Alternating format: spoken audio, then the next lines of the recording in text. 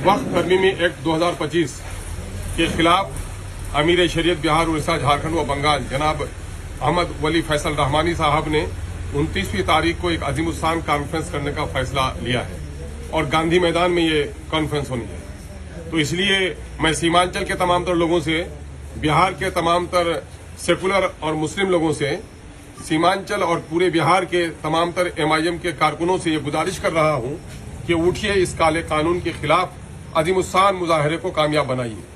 यकीन जानिए, मोदी सरकार तमाम तर मामलात में नाकाम हो गई है। किसानों की दुर्गत खराब हो गई है, बेरोजगारों को वो रोजगार नहीं दे सके हैं।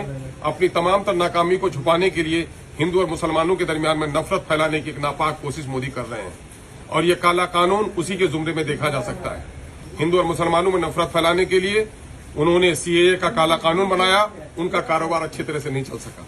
तलाक के कानून पर भी उनको कामयाबी नहीं मिली। अब ले दे करके उन्होंने मुसलमानों की वो जायदाद जो उनके बाप दादा ने अल्लाह के नाम पर वक्फ कर दी है, जो दरअसल अल्लाह की जायदाद है, उस पर मोदी सरकार ने एक खाना जंगी पैदा करने के लिए, गृह युद्ध मैंने सिविल वार की कैफियत पैदा करने की उसने कोशिश की है। चूंकि मजहबी मामला मंदिर का हो, मस्जिद का हो, कलीसा का हो, गुरुद्वारा हो, अपने घर से और अपने जान से ज्यादा प्यारा इसको समझता है। आज जब कल के दिन में मस्जिदों की जमीन पर कब्जा होगा, कब्रिस्तानों पर कब्जा होगा, खानकाहों पर कब्जा होगा, तो यकीनन है कि खाना जंगी बढ़ेगी। इस वक्त देश के अंदर में जमीन की कीमत बढ़ी है, चाहे वो कृषि भूमि हो, चाहे आवासीय भूमि हो, चाहे कारोबार की भूमि हो, हर तरफ जमीन की कीमत बढ़ी है और जमीन के मामले में ही 90% मुकदमात चल रहे हैं। इसलिए मोदी सरकार ने तुरुप का पत्ता खेला है कि उन्होंने कहा है उन फिरका परस्तों को कि कल कहा था कि CAA के जरिए से इनको बांग्लादेश भगा देंगे, इनकी जमीन पर तुम कब्जा कर लोगे, है ना। वो तो उनका नाकाम हो गया, वो तो अगला उनका पुनर्जन्म भी होगा तो नहीं कर पाएंगे वो। और अब उसने कहा है कि साहब, इस काले कानून के जरिए से मुसलमानों के जो लाखों एकड़ की जमीन है वक्फ की, ये तुमको दिला देंगे। अरे फिर लाखों एकड़ जमीन सिर्फ वक्फ की है क्या? मंदिरों की नहीं है क्या? कलीसाओं की नहीं है क्या? गिरजाघरों की नहीं है? सिर्फ मुसलमानों को? जबकि आइन का दफा 14 कहता है कानून की नजर में सब बराबर होगा, तो सबके लिए कानून क्यों नहीं बना रहे हैं? मुसलमानों के लिए अलग से बना रहे हैं। ये देश के संविधान के खिलाफ है, इसलिए हम संविधान को टूटने नहीं देंगे।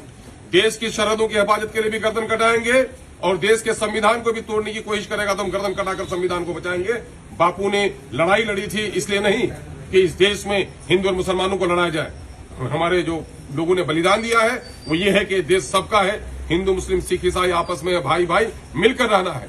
इस हमारे बुजुर्गों के सपनों को जो तोड़ेगा, हम उनके सपनों को तोड़ेंगे। यही वजह है इस काले कानून के खिलाफ लोगों को जाना चाहिए। अगर चाहते हैं कि इज्जत से उनकी टोपी बचे, उनकी दाढ़ी बचे, उनकी मस्जिदें बचे, उनके खानकाहें बचे, उनके मदारिस बचे और मरने के बाद कब्रिस्तान में आसानी से उनको दफनाया जा सके, तो आज उठना पड़ेगा। अगर आज नहीं उठेंगे तो कल इसका बड़ा नुकसान होगा। याद रखिए, मैं पैगाम देना चाहता हूं लोगों को कि मछली पानी के बगैर जिंदा रह सकती है, लेकिन मुसलमान शरीयत के बगैर मुसलमान नहीं रह सकता।